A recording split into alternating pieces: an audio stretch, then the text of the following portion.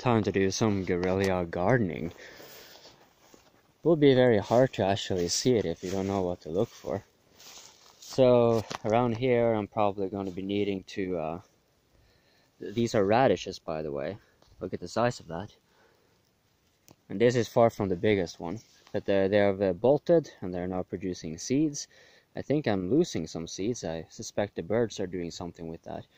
Or maybe I'm just not catching them in time. Cannot find anything right now that will fall loose. I'm going to read up a little bit more. Maybe I've misunderstood something. As for, you know, these things, just snip them down. You don't have to remove them. You just trim them so that you let the light in here. Especially when it comes to these, like, I have too many of these to actually, but you can eat these. The leaves here are especially used for making teas and stuff. But I have far too many, so they're going to go in the compost bin. What's so cool about these is that they will start crowning out here, and I'm going to go and show you an example right now, because I can do this later, of course. Yeah, this is a carrot bed, and I noticed that I barely have any carrots. Like, these are carrots, but most of what you're seeing here are linseeds, and I'm not sure what, like, the whole bed was covered with carrot seeds. The same goes for this one. It has a few more, but it's not enough for me to need thinning here, or to care about doing it. I'm fine with baby carrots at the end of it. Here I have more seeds. I think I'll either take these are from spring onions, and I think there are onions that are about to come. They're a little bit belated. Here are more spring onion bulbs. So whether it's a good idea to just cut them and let them dry, and like cut the top here and just have them dry indoors, and you know, let them mature indoors, and then you get it, because otherwise, you know, the birds may catch them. I had some spring onion seeds here in this bed. Okay, see, these two I'm also gonna, all these I'm gonna cut down, because now I'm having sunflower seeds that are struggling to get light, and they kind of need quite a bit of it.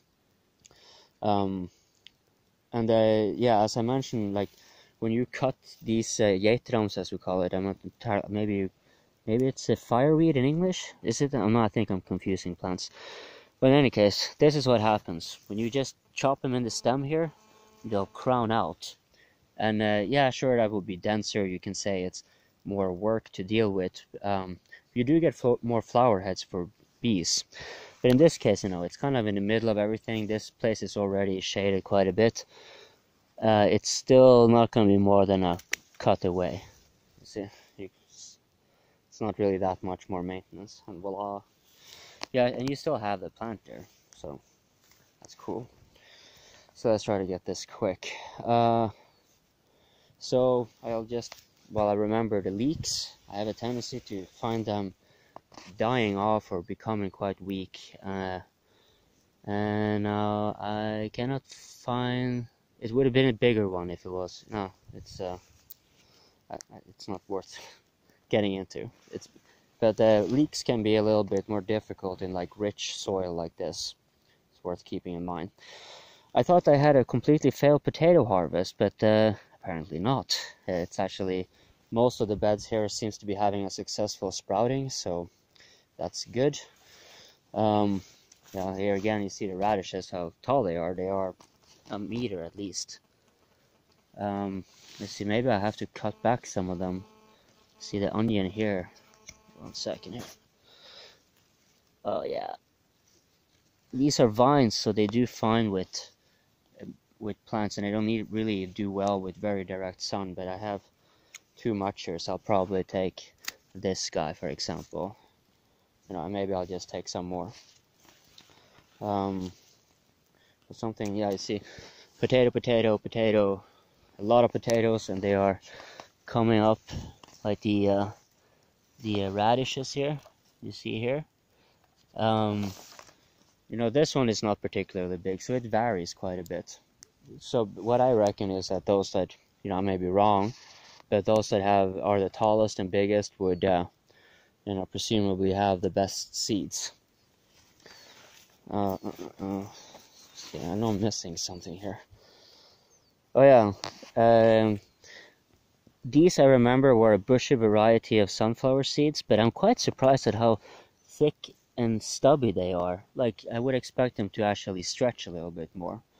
So this may be something that, again, warrants thinning out a few of the seed producing radishes.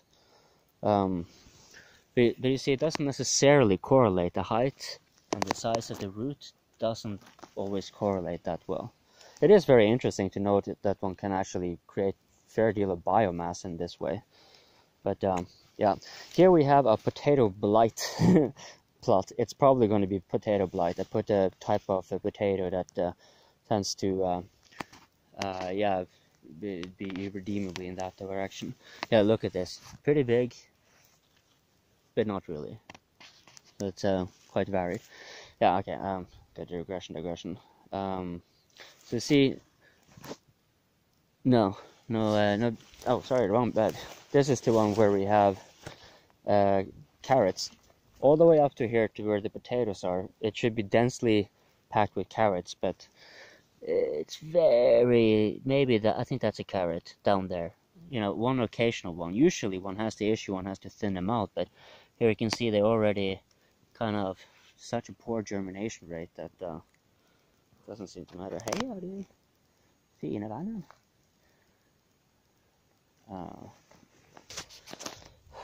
Yeah, what I was really filming here is more for the before and after. So basically most of the flowers you see there are going to be cut down, and then they will probably blossom out more for later in the spring, in the summer, as things in the back start get harvested out. It's perfectly fine for these flowers to just blossom out anew. And for all you know, maybe we can actually extend the life cycle of it until a little bit later into winter. Oh, lovely weather, lovely day. Yeah, it's kind of cool. Yeah. Oh, yeah.